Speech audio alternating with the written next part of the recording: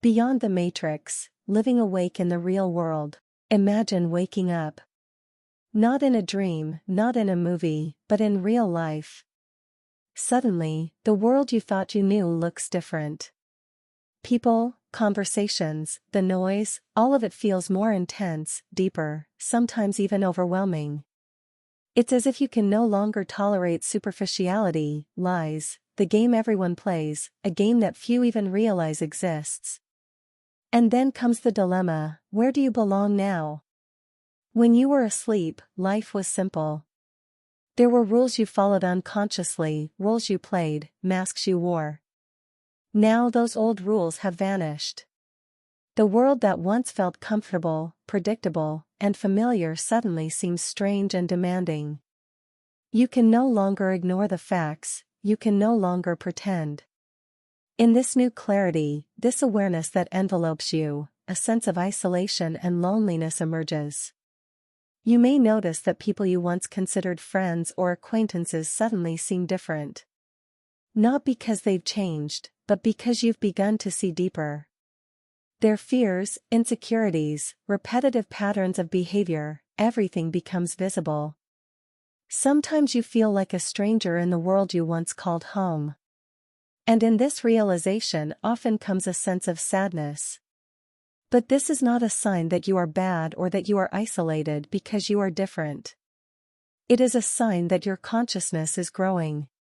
That you are seeing the world as it truly is. And here lies the greatest challenge: how to learn to live in a world where you can no longer follow old patterns, where the old rules no longer apply.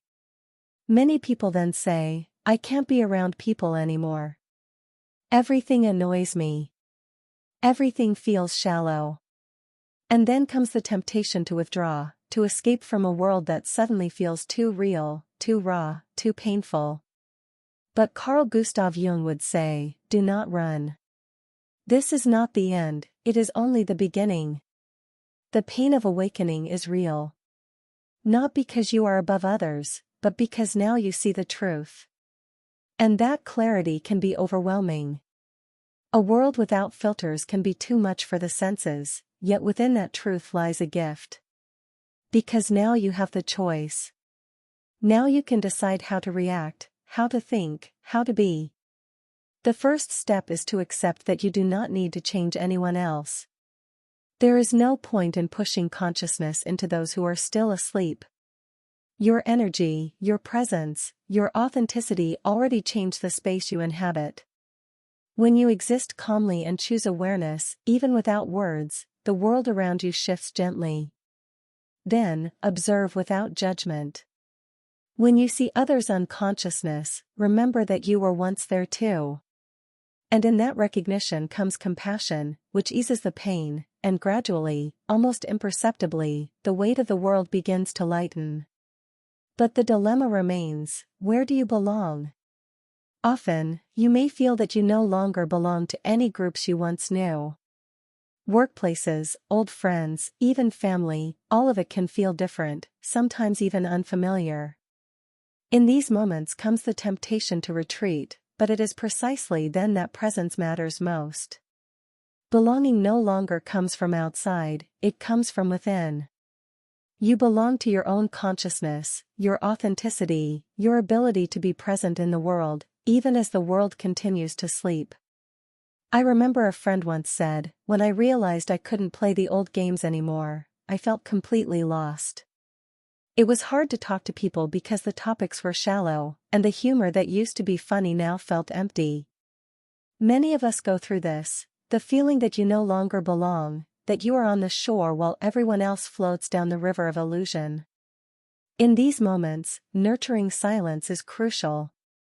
Silence is where awareness rests, where the heart and mind can find balance. In nature, in music, in the breath, where the world stops screaming, you reconnect with yourself. And in that connection comes the strength that allows you to walk through a world that is still full of challenges, but one you now see with different eyes.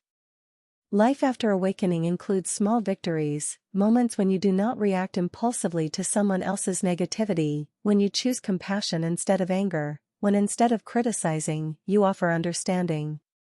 Every day is an opportunity to train your mind to remain present, to be conscious, to see what others do not see.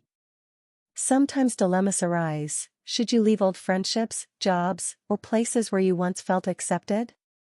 The answer is not simple. It is not necessarily about running away. It is about being present and authentic, about choosing where and how to share your consciousness. Daily life as an awakened person often includes frustrations, conversations with people who do not want to see the truth, situations where you feel isolated, even moments when your self-confidence wavers because there is no external validation of your new state. And in these moments comes the internal question: how can you be in the world without being trapped by the illusions of the world? Learning to live consciously, many find peace in rituals. These could be walks in nature, meditation, journaling, listening to music, or simply sitting in silence and observing the world around you. Every moment of presence strengthens your connection to your inner awareness. And then comes the new realization: awakening is not an escape. It is not isolation. It is the art of living fully in the world while not being trapped by the world's illusions. Once you accept this, the world no longer feels frightening. You can be present in every moment, see both darkness and light, and despite it all, choose love. Awareness is not a goal, not a state, not power. Awareness is love that does not judge, that does not condemn, that warms. And in that love, you find freedom, presence, and the ability to exist in the world fully awake, yet still connected to yourself and everything around you. Thank you for watching, and I'll see you in the next video.